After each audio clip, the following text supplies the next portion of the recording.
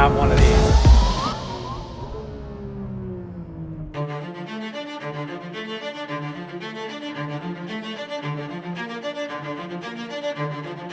Hi, I'm Mike Guy with Road and Track, and I'm here to drive the 2022 Porsche 911 GT3 with J.R. Hildebrand. Are you ready?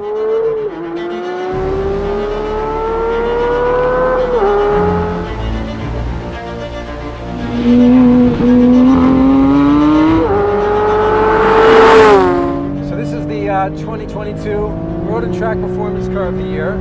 I think it is the most viscerally exciting 911 I've ever driven. I think it's the best 911 ever driven. It's a homologation car. Yeah. Like from the RSR. But it's also this kind of ultimate Porsche experience.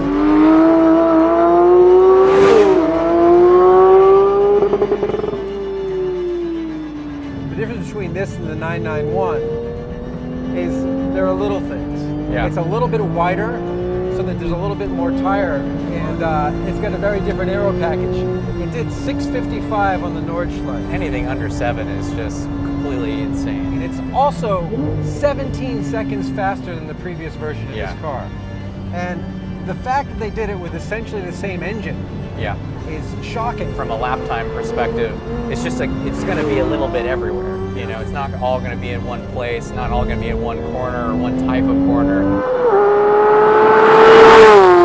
If Porsche were going to build a performance car for the consumer with no rules, just completely white sheeted, I don't think they could ever make a better car. Yeah. I don't think they can do it. It's certainly, in my mind, the funnest. Yeah. It's ridiculous. No, It just it's gives incredible. me goosebumps when I drive it. I'm going to finish up this lap here and then hand it over to an actual race car driver. I'm ready. You ready to do this?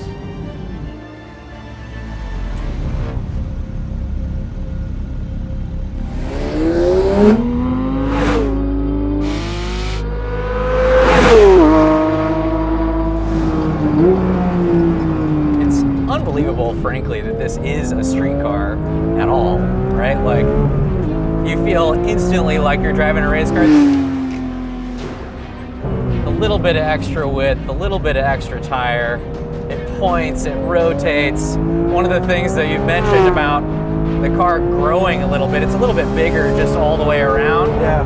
One of the benefits there is that it's a little bit closer to a mid-engine layout, and man, it makes you forget about everything and just want to drive.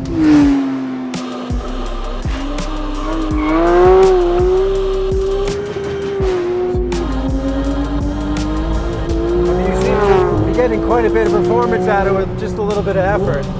Yeah, I mean, we're driving deep into the corner, sort of let it move around a little bit. It's just easy. I mean, if you want to feel like a hero at a track day, you gotta have one of these, right? How do you feel about the braking? It's extraordinary. I mean, it's just, and how settled the car is on the brakes. Street cars on the brakes, even performance cars, they're kind of moving around. They got a lot of weight to manage. Doesn't seem that controlled. This thing, you can just go as deep as you want. You can bend it in. You can be trail braking down into the corner. It's really impressive. Just the way, it's just the composure that the car has.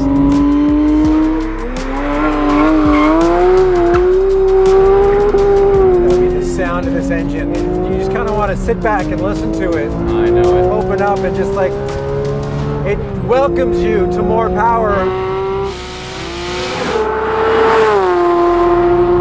right. Alrighty. I think we've had our fun. We've had our fun. So, JR, final thoughts on the 2022 Porsche 911 GT3.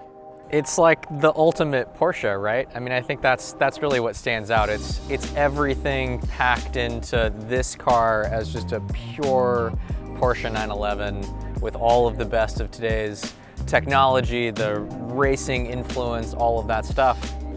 This is it. I don't know how it could be much better out here. It's like this mechanical, visceral experience. Porsche decided to make like the ultimate 911. Yeah, they've taken all the feedback from their entire range of cars probably over the last couple of generations. They just got everything right.